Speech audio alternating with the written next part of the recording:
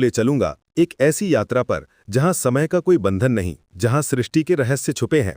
ये है भोलेनाथ की कहानी, वो महादेव जो एक साथ संहारक भी हैं और रक्षक भी। कैलाश पर्वत की बर्फीली चोटियों पर जहां हवाएं भी धीरे धीरे चलती हैं, वहां बैठे हैं एक योगी। उनके गले में नाग की माला, माथे पर चंद्रमा की शीतलता और आंखों में अनंत ब्रह्मांड का ज्ञान। यही है शिव, यही है भोलेनाथ। उनका नाम सुनते ही मन में एक अजीब सी शांति आ जाती है, क्योंकि वो हैं ही ऐसे भोले, सरल और अपने भक्तों के लिए हमेशा तैयार। लेकिन ये सरलता धोखा है। जब ब्रह्मांड में अधर्म बढ़ता है तो यही भोलेनाथ रुद्र का रूप धारण कर लेते हैं। उनका तीसरा नेत्र खुलता है और पूरी सृष्टि कांप उठती है। त्रिशूल उनके हाथ में सिर्फ एक हथियार नहीं, बल्कि तीनों गुणों सत्व, रज, तम का प्रतीक है। वो इस संसार के नियंता हैं, फिर भी इतने सहज कि एक छोटा सा जल चढ़ाने से ही प्रसन्न हो जाते हैं।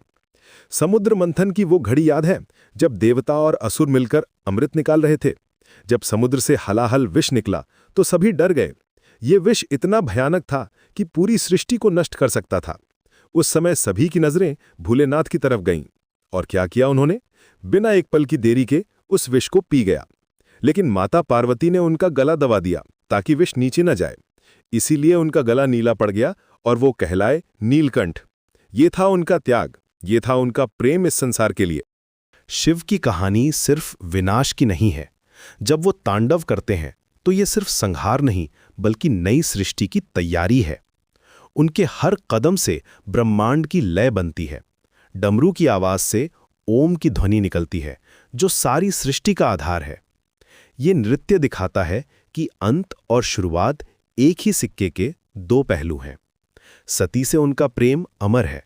जब सती ने अपने पिता दक्ष के यज्ञ में अपमान सहकर अपने प्राण त्याग दिए तो शिव का दुख देखकर पूरा ब्रह्मांड रो पड़ा। उन्होंने सती के शव को कंधे पर उठाया और पूरे ब्रह्मांड में घूमते रहे। विष्णु भगवान को उनकी ये दशा देखकर सुदर्शन चक्र से सती के शरीर के टुकड़े करने पड़े।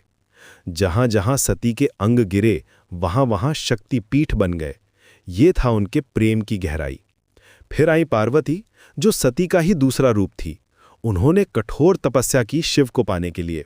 जब शिव ने उनकी तपस्या देखी तो उनका हृदय पिघल गया। पार्वती के साथ उनका विवाह हुआ और इस तरह अर्धनारीश्वर का रूप बना, आधे शिव आधी शक्ति। ये दिखाता है कि पुरुष और प्रकृति दोनों मिलकर ही संपूर्ण हैं। भोलेनाथ के भक्तों की कहानियां अनगिनत हैं। रावण, जो महान विद्वान था, उसने भी शिव की आराधना की थी। उसने अपने 10 सिर काटकर शिव को अर्पित किए थे। प्रसन्न होकर शिव ने उसे वापस सिर दे दिए और अटूट शक्ति का वरदान दिया। ये दिखाता है कि भोलेनाथ सिर्फ भावना देखते हैं, जाति पाति या अच्छे बुरे का भेद नहीं। शिवलिंग की पूजा का अपना महत्व है। ये सिर्फ एक पत्थर नहीं, बल्कि निराकार ब्रह्म का साकार रूप है। जब हम शिवलिंग पर जल चढ़ाते हैं तो ये हमारे मन की गर्मी को शांत करता है। बेलपत्र चढ़ाने से मन में शुद्धता आती है। धतूरा चढ़ाने से अहंकार का नाश होता है। हर चीज का अपना वैज्ञानिक और आध्यात्मिक कारण है। भोलेनाथ का एक और रूप है नटराज का। जब वो नृत्य करते हैं तो उनके पैरों तले अज्ञानता दब जाती है। उनके हाथों में डमरू सृष्टि की आवाज है और अग्नि विनाश की। लेकिन उनका चेहरा शांत रहता है, क्योंकि वो जानते हैं कि ये सब एक खेल है, एक लीला है।